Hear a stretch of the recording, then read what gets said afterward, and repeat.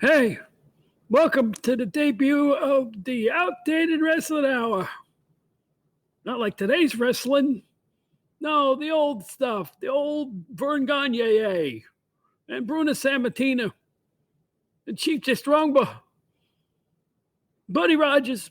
The old stuff. You know what I'm talking about? Not like today where it takes them 20 minutes to walk to the ring. And they got that bing, bang, boom music playing and the fireworks going off. Shameful. Uncivilized. Anyway, it's the Outdated Wrestling Hour.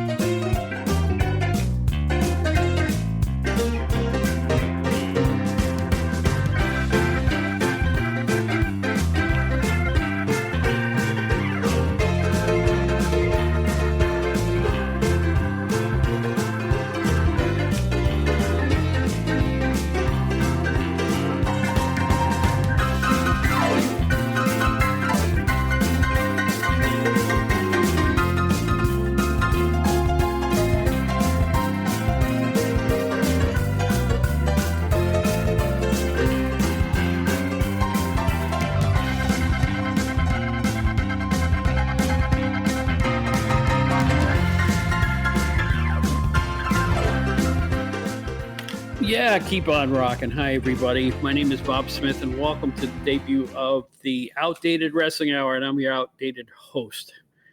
Hope everything is fine. I'm glad to be back podcasting. I didn't know if I was going to. It's been a little controversy in the air, and anybody who knows me know there's an 800-pound gorilla in the room right now, and it's the fact that I was on another podcast for the better part of a year, and I no longer am there. I'm going to take the high road about this particular topic and not say much about it. However, I will say this. Recently in January, I was noticed as not being on that podcast, and I was overwhelmed by the responses I got from just about everybody I knew, and a lot of people I didn't know. That was the most exciting part about it to me. Where are you? We don't hear you on the podcast. We miss you. It was incredible. I had at least 100 responses in the first 2 days after the broadcast, and that was simply from Patreon, not even before the podcast went live for everyone a few days later. I just want to wish everybody with the podcast I was associated with earlier great success with it. I hope it all works out for everybody involved. I could say a lot about it. I'm not thrilled about it. I'll be honest with you, the fact that I'm not there anymore. But you know what? Somebody made a decision. They're going to stick with it, and it's up to them. So God bless everybody that's there, but I'm here now. And you know what? This is a whole new deal. This is a way of looking back at professional wrestling that I hope nobody else does, with my tongue firmly in my cheek and a whole lot of other new concepts for podcasting about old-time wrestling. Now, I know there's a lot of places you can go. I know there's a lot of different type of podcasts about old school wrestling. And there's some good ones out there. There's a lot of good ones out there. But I really think that the problem with wrestling today is nobody's having any fun. You know, 5-star matches and I actually read something on Twitter the other day. Somebody was talking about an AEW match, and they were raving about it because, as the author of the tweet wrote, this was great because he almost killed the guy. He meant it for real. What's going on? You know, what's going on with modern wrestling? I don't get it. Impact Wrestling has had not one but 2 simulated murders on its broadcasts. I'm not even making this up. 2 simulated murders, one recently, a stabbing. That's not why I loved wrestling when I was a kid. I discovered pro wrestling when I was about 12 years old. I remember Rick Stickles, my best friend in high school, and I walking to another county to buy wrestling tickets, about 20 miles each way. Let me just state that again. I walked to another county to buy wrestling tickets. I spent my 50-cent allowance when I was a child buying Wrestling World Magazine or The Wrestler or Inside Wrestling. I got hooked in my early teens, and I never gave it up. I was lucky enough to get a job, as most of you know, with Pro Wrestling Illustrated magazine, where I worked my way into the managing editor role after being an associate editor there for a long time. I think I spent about 6 years total there with Stu Sachs and Craig Peters and Andy Rodriguez and Roy London and the whole team there. Bill Apter, of course, Stu Sachs. Great days, 6 years there, give or take a month or two. And then they moved away in around 1993, and I was stuck without a wrestling job until Sandy Krebs called me, and I worked for a couple of years for Wrestling's Main Event magazine. And when that hit a demise, I got another phone call from Colin Bowman, and I worked for WCW Magazine with 2 stints there. And I also worked with Bill Apter at WOW Magazine and some other projects. And every time I try to get out of it, they pull me back in, And that's my story of professional wrestling. I can't give it up. But I want to gravitate back to the old days now. This is what this podcast is going to be all about. The old days. The wonderful times we all had as kids. If you're as old as I am, you know what I'm talking about. And let's take a look now real quickly at a guy who I think is criminally underrated in the eyes of history, in the eyes of time. Because Skeezix is watching YouTube and he's going, I don't understand why Baron Mikel Cicluna is in the WWE Hall of Fame. All he did was lose. He's losing. I got YouTube, and I watch YouTube all the time, and he loses and loses and loses and loses. I never saw him win a match. Well, Skeezix, I got to tell you, you got to get a history book. You got to read up a little bit. Get some old wrestling magazines. Talk to your dad. Talk to somebody. Talk to Grandpa, I guess, at this point. Because Baron Mikel Cicluna was a main eventer between 1966 or so, and I would say till about 1974. And he had a really nice career. All right. He just happened to be a nice guy who enjoyed working for Vince McMahon Sr. and the World Wrestling Federation and was loyal, and he stayed there. He didn't travel a lot in the last decade of his career or so. And he was willing to accept any type of match he could get, and he seemed happy doing it. At least that's the story I get from the other old-timers that I talked to when I was with PWI. I never got to meet the Baron, but I always wanted to because, to be honest with you, he was my favorite growing up.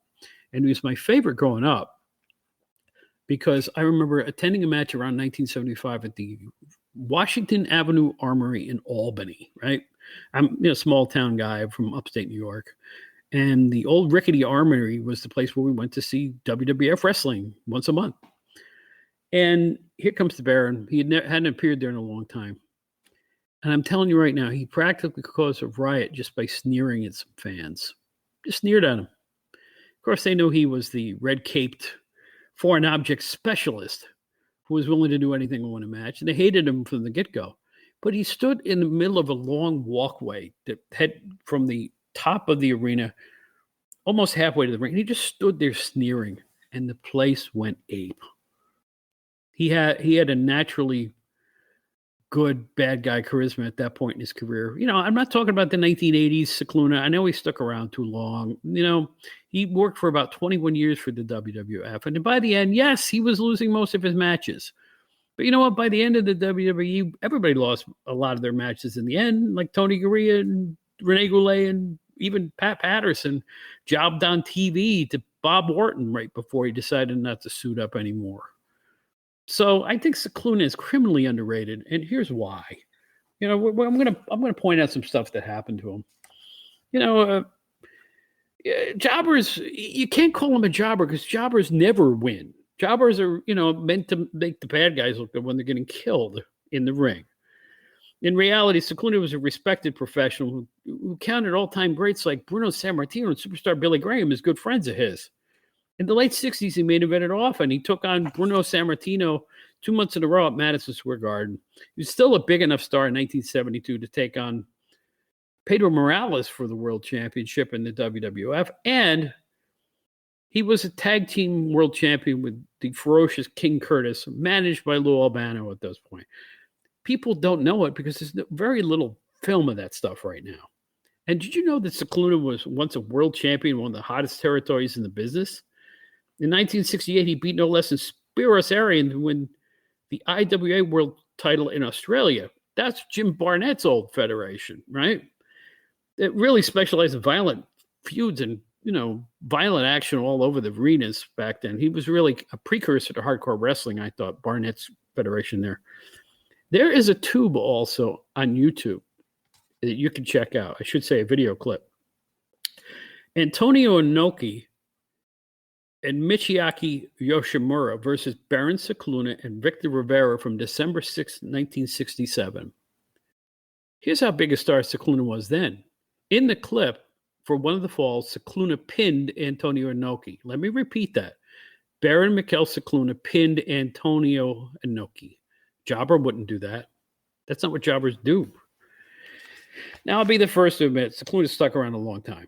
He milked the foreign object bit for years and years and years. But he was a dependable hand who helped put people over in a professional manner, and he enjoyed it even in the last decade of his career. Now, here's another thing that's not talked about a lot because nobody remembers it because there's no tape of it. The month before Bob Backlund won the Worldwide Wrestling Federation title from Superstar Graham at MSG around 1978, Vince Sr. offered an 8-man tag team match as the co-main event of the MSG card. It was Peter Maivia, Bob Backlund, Tony Garea, and Larry Zbyszko against what was considered the two top villain teams in the WWF at that point, Baron Cicluna and Stan Stasiak, alongside Professor Toru Tanaka and Mr. Fuji. Now, Backlund was faced with a quandary in that match after his three partners were all eliminated pretty quickly. But Backlund beat Cicluna, Tanaka, and Fuji in succession. And Backlund was named the number one title after that match, the number one title contender, I should say, and got the shot against Superstar Graham. And, of course, the rest was history. Backlund won the title the next month. So, as you can see, nobody remembers that match because, well, there's no tape of it. Oh, there's a lot of misnomers about Baron Mikel Cicluna through the years, he used all the foreign objects, church key canovers, little box cutters, little rods of steel. One time I saw some kind of a plastic paint scraper him and King Curtis used. And both the WWE website and other magazines say he used a roll of coins. I never saw it. I never saw Cicluna use a roll of coins, Yeah. Oh, Skeezik keeps talking to me. He goes, yeah, all he did was punch and kick. All that Cicluna did was punch and kick. He didn't do anything. He just punched and kicked. May I introduce you to Brute Bernard? May I introduce you to Angelo Mosca? May I introduce you to, I don't know, every villain in the 60s? Back then, punching and kicking was kind of a way of life for most of the heels, And when Cicluna was on top, we'll say around 65 through 72, that was an era he was bigger than everybody else. He's about 6'5", 6'6", about 275, lean like Nick Bockwinkel, two of the greatest natural physiques in wrestling. Now, I'm not comparing Baron Mikel Cicluna to Nick Bockwinkel. Bockwinkel had amazing stamina. Cicluna usually wrestled short matches. And Cicluna didn't do a whole lot of interviews, which didn't help get him over a whole lot once he left Albano. Cicluna, he had this tendency to rasp when he talked.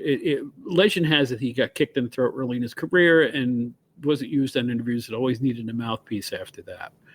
But Cicluna stayed loyal. I mean, he went to Hawaii. He went to other places. He wrestled in Japan teaming with Bob Backlund in the early 80s. Can you believe that? It's the truth. You can look it up. Cicluna and Bob Backlund teamed up in Japan as a tag team. So, Baron Cicluna is criminally underrated. Only for the sin, I guess, as they would put it, of staying in the same place, allowing others from other territories to come in. And they would become the main eventers and the qualified main eventers at that point, while Cicluna would work the undercards. And he seemed to have a great time doing it. I'll tell you what, he still got heat. You YouTubers, go look for a match with Cicluna versus Pat Patterson if you want to see Cicluna at his very best. Look for a match against Tony Garea where Lou Albano interferes at the end if you want to see Cicluna at his very best. Look for the Inoki match versus Cicluna in the tag team in Japan. And you'll see Cicluna very young with his pencil mustache, just, unbridled violence throughout the whole match. In fact, at the end of the match, Victor Rivera and Baron Cicluna beat up the referee. And it looks like Arenas is going to break out into a riot then. Not uncommon for Japan brawling style wrestlers. So Baron Cicluna was my favorite wrestler growing up, and I had to bear with it as all my friends made fun of me for loving Cicluna, even though he was starting to lose on television around 1977 or 78. It got more and more frequent. And monthly he would appear putting over a younger star, a younger baby face at Madison Square Garden, usually losing at the end of the match with a roll-up, off the ropes. And, sunset flip, there he goes, and there goes Baron, and, he'd argue with the referee. Cicluna was a snarling beast in his prime, but he changed his character slowly. In fact, he wasn't even using his cape the last several years of his career. He'd stomp his feet and have little temper tantrums when he lost, in the YouTube matches. And he'd also always sell his ear for some reason. He'd fall to the mat and look like he was grasping his left or right ear all the time. I don't know why he did that. Dave Meltzer noted that when he wrote the incredible biography of Cicluna when Cicluna died a few years ago. But he was a main eventer, Baron Cicluna was. He's in the WWE Hall of Fame for a reason. He was a good hand, a loyal employee, and he wrestled all around the world. Do you know he's a world champion? In Australia at a time when a federation was at its hottest. Stars like Mark Lewin, stars like King Curtis, Bulldog Brower, all worked in Australia and all were main eventers. Well, so was Cicluna, and they put him up top. He beat Spiros Arion for gosh sakes. Nobody was tougher than Arion, and that must have been a terrific match. And they keep trying to repackage Cicluna near the end. For a while, in the early 80s, he became an executioner, not one of the Killer Kowalski executioners, but he was an executioner. And then at one point, him and Charlie Fulton got in the mask in 1982, and became the Demons, just the Demons in black mask and whatnot. They actually got a couple title shots against them tag team champions, as Chief Jay Sternbo and Peter Maivia at that point. Oh, no, excuse me. It was both the Indian chiefs, the Strongbow brothers, I should say. My memory ain't what it used to be, kids.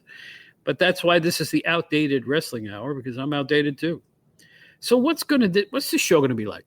I'll tell you what this show's going to be like. We're going to have a co-host. I was a co-host before. We're going to have a co-host here, and we're going to have a ton of guests.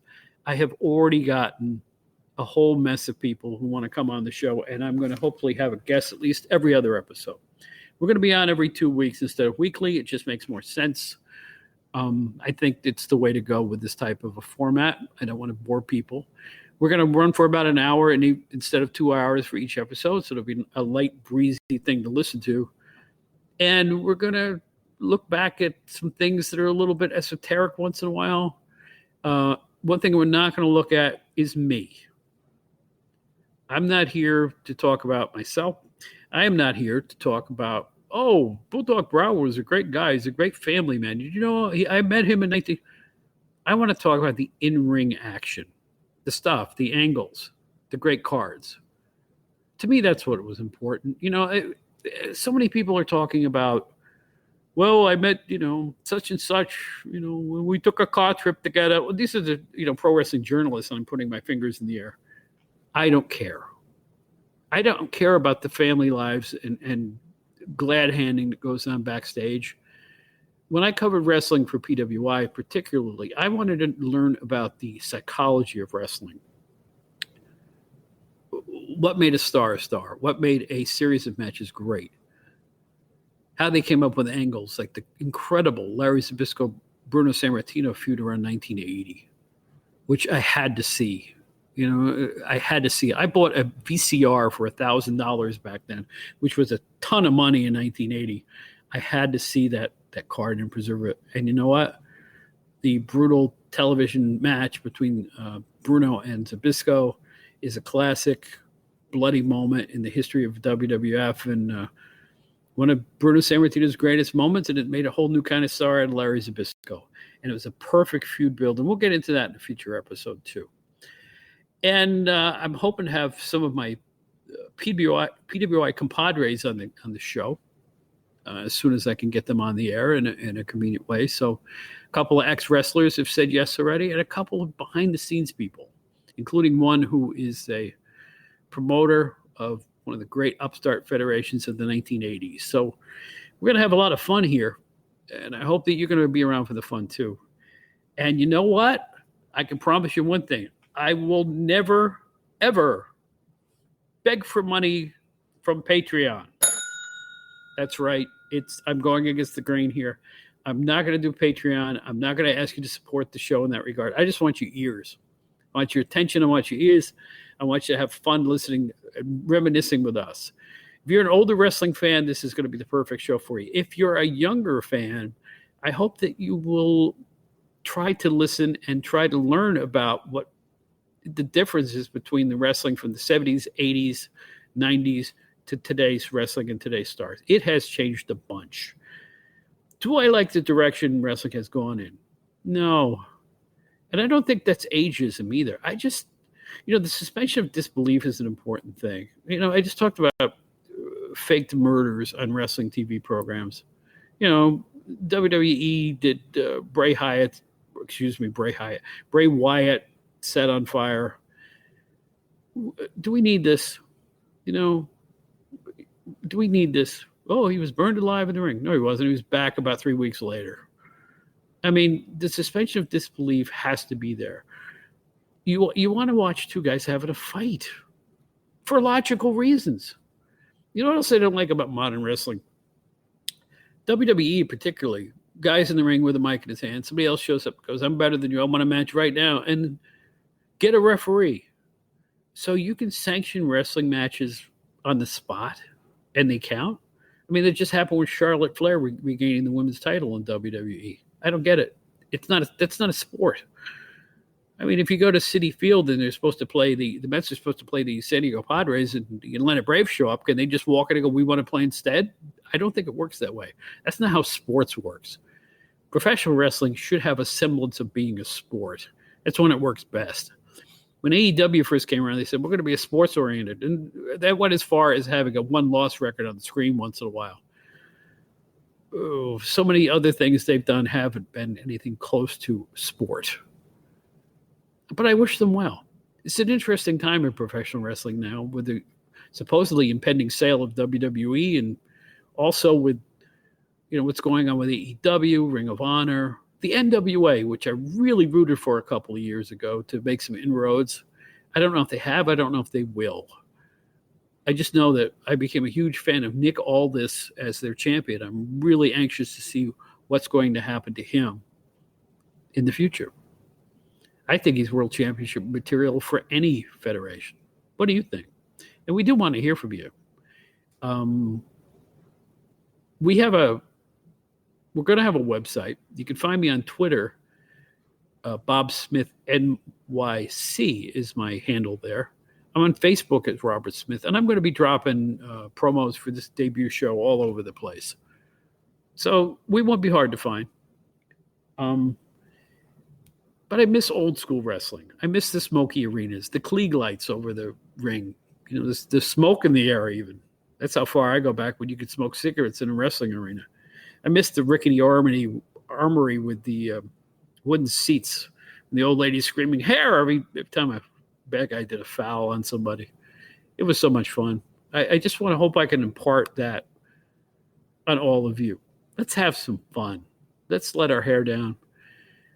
I'm not as young as I used to be, obviously, or I wouldn't be doing a show like this. I'm assuming I'm going to attract listeners who also are on the older side of wrestling fandom. But you know what? I think it's important to keep the old school stuff in mind, in everyone's mind. Who was Bruno Sammartino? Who was Chief Jay Strongbow? Who was Ric Flair? Who was Angelo Mosca? Who was Bro Bernard? Who was Nick Bockwinkel? Who was Vern Gagne? Why are these names important? They're all important. Who was Buddy Rogers? The legendary Buddy Rogers. Who are they? Why are they a big deal? Well, we're going to go over stuff like that.